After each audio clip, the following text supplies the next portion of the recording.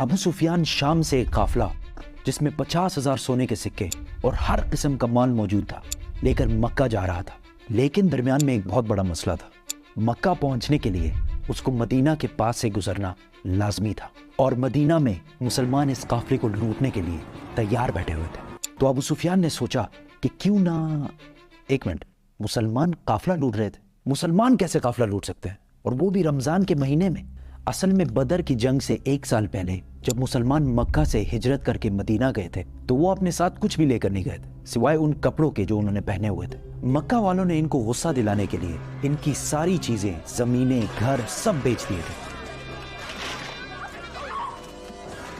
اور یہ وہ قافلہ تھا جس میں بہت سارا سامان وہ تھا جو مکہ کے مسلمانوں سے لوٹا گیا تھا۔ تو مسلمان لوٹ نہیں رہے تھے بلکہ اپنے سے لوٹے ہوئے سامان کا بدلہ لے رہے تھے۔ تو ابو سفیان اس قافلے کا ہیڈ اس ٹینشن میں تھا کہ اگر وہ اس راستے سے گیا تو مسلمان تو اس کو چھوڑیں گے نہیں، تو اس نے اپنا راستہ بدلا اور مکہ ایک خط بھجوایا کہ مکہ والے فل سپیڈ اس قافلے کی مدد کے لیے پہنچے۔ تو وہ بندہ جیسے ہی مکہ پہنچا اس نے کعبہ کے پاس جا کر اپنے اونٹ کے کان اور ناک کاٹ دیے اور اپنے کپڑے پھاڑ کر زور زور سے مدد کے لیے چیخنے لگا۔ یہ اس زمانے میں ان کا ایمرجنسی دکھانے کا ایک رواج تھا۔ مسلمان فوج آلریڈی قافلے کو روکنے کے لیے نکل چکی تھی۔ ابو جہل نے اس قاصد سے پوچھا کتنے آدمی تھے؟ اس قاصد نے کہا آلموسٹ کوئی 313 لوگ ہوں گے۔ ابو جہل نے کہا ہم 1000 لوگ لے کے جائیں گے۔ پھر اس نے پوچھا کتنے گھوڑے ہیں؟ تو اس بندے نے کہا آلموسٹ کوئی 2 گھوڑے ہوں گے۔ ابو جہل نے کہا ہم 100 گھوڑے لے کے جائیں گے۔ پھر اس نے پوچھا مسلمانوں کی فوج میں اونٹ کتنے ہیں؟ اس نے کہا کوئی 70 کیملز ہوں گے۔ We'll bring 170. ابو سفیان کا قافلہ مین روڈ کو چھوڑ کر کسی اور راستے سے نکلا اور مسلمانوں کی فوج سے بچ کر بھاگ گیا۔ تو اب لڑائی کرنے کی کوئی ضرورت نہیں تھی کیونکہ قافلہ تو بچ گیا۔ The caravan is safe. So there is no need to fight. Not fight. لیکن ابو جہل نے کہا کہ اب اگر قافلہ بچ بھی جائے ہم ان مسلمانوں کو نہیں چھوڑیں گے، کیونکہ ان کے ایک ایک بندے کو مارنے کے لیے ہمارے پاس 3 لوگ موجود ہیں۔ We finish them tomorrow. We fight.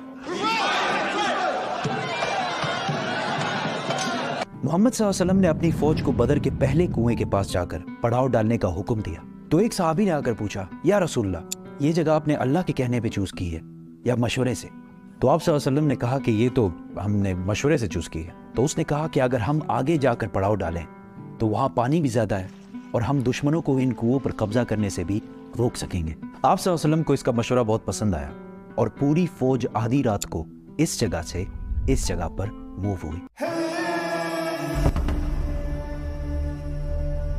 دوسرے دن ابو جہل کی فوج جب سامنے آئی تو وہ مسلمانوں سے 3 گنا بڑی تھی۔ عتبہ a very rich Meccan businessman اپنے بھائی اور بیٹے کے ساتھ سامنے آیا اور مسلمانوں کو چیلنج کیا کہ کوئی ہے جو ہم سے آ کر لڑائی کر سکے۔ مدینہ کے 3 انصار ان سے لڑنے کے لیے سامنے آئے تو عتبہ نے کہا یہ کون ہے؟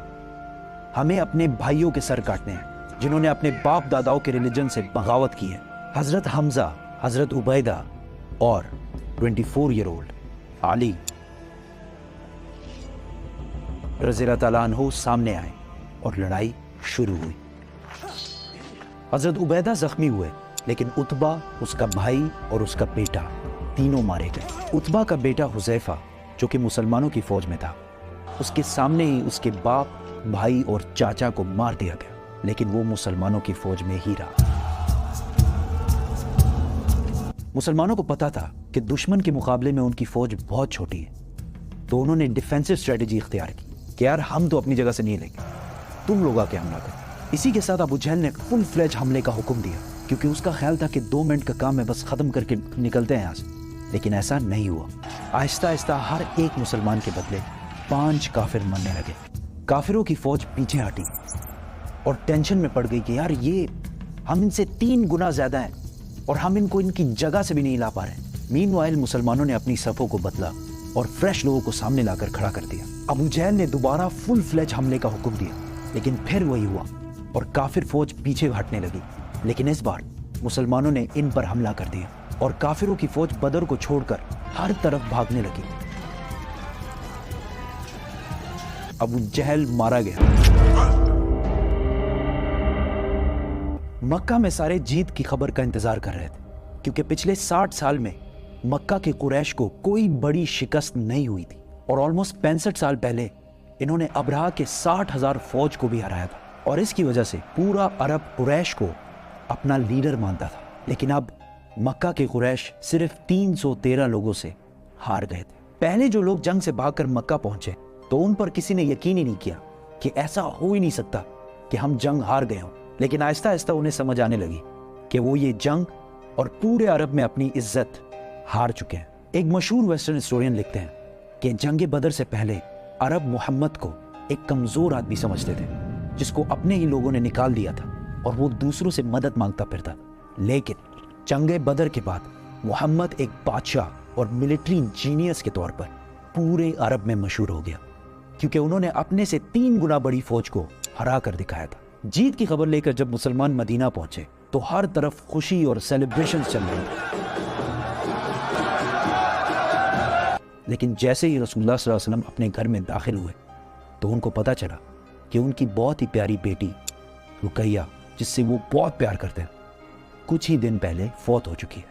اس بات سے رسول اللہ صلی اللہ علیہ وسلم کو بہت دکھ ہوا لیکن مسلمانوں کی خوشی اور سیلیبریشنز جاری رکھنے کے لیے انہوں نے اپنے غم کا ذکر کسی سے بھی نہیں کیا اور یہ سیلیبریشن زیادہ دیر چل بھی نہیں سکتی تھی کیونکہ اس بار ابو سفیان نے پورے عرب سے 3,000 کی فوج جمع کر کے مسلمانوں سے بدلہ لینے کی تیاری شروع کر دی تھی. They are gathering.